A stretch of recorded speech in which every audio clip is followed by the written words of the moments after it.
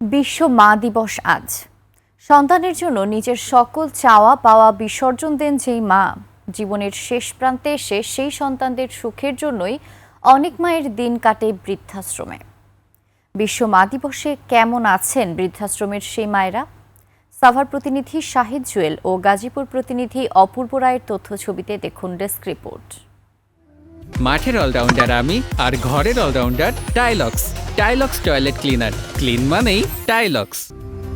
জানালার পানে উদাস দৃষ্টি, কি যেন খুঁজেন, হয়তো ফেলে আসা অতীত, স্বামী সন্তান আর শোক দুঃখে মেশানো সাধের সংসার। বয়স ৭০ ছুঁই ছুঁই সুফিয়া খাতুনের। স্মৃতিশক্তি ঠিকমতো কাজ করে না। বছর তিনেক আগে কোনো এক স্টেশনে তাকে ফেলে রেখে চলে যায় স্বজনরা। ঠাঁই হয় সাভারের বিরুলিয়ায় চাইল্ড অ্যান্ড ওল্ড কেয়ারে। তোমায় না দেখিলে প্রাণ আমার বাসে না বন্ধু রে। তোর স্বামী তো আমার হাত তুলছে না, শুনেছে এই ক্ষীর লাগে ভাবনাতে আবার হেন গেল। এই বৃদ্ধাশ্রমে সুফিয়া খাতুনের মতো ৭৫ জন মায়ের বসবাস। গল্পটা এক না হলেও খুব কাছাকাছি। সন্তানদের কথা জিজ্ঞেস করলে মনের কষ্ট লুকিয়ে বলেন তারা ভালো থাকুক। না বাবা, মনে কোনো কষ্ট নেই। আমার কোনো ছেলে নাই, মেয়ে একজন আছে, মারা গেছে। কষ্ট কার কোনো নেই। আমার ছেলে না পুলিশের কাজ চাকরি করে। গাজীপুরের মণিপুরে বিশিয়া কুড়িবাড়ি বয়স্ক পুনর্বাসন কেন্দ্রে আছেন রাজশাহীর ফিরোজা রহমান। অর্থনীতিতে অনার্স মাস্টার্স করে ১৭ বছর ঢাকায় একটি কলেজে শিক্ষকতা করেছেন। কোন অভিমানে এখানে আছেন বলতে চান না কাউকে। ও আসে না, ওটা ওর প্রবলেম।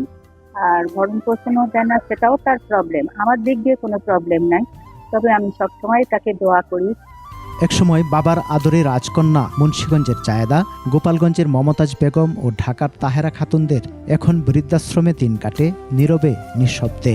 আমার ছেলে মেয়ের জন্য দোয়া করি সবসময়, তারা জানি ভালো থাকে, আল্লাহ জানি তাকে ভুলটা ঠিক করে দেয়। আমার মেয়ের জামাই ঘরের থেকে বাইর করে দিছে, আমি মেয়ে বাইর করে দিছে। আমি আমার মেয়েরে দোয়া করি ভালো থাকুক, সুস্থ থাকুক, তারা আল্লাহ হেগো ভালো রাখুক।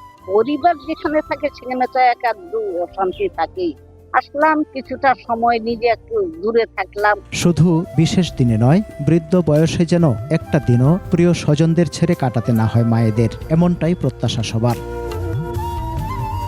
সমার ইসলাম, ডেস্ক রিপোর্ট, ২১ টেলিভিশন।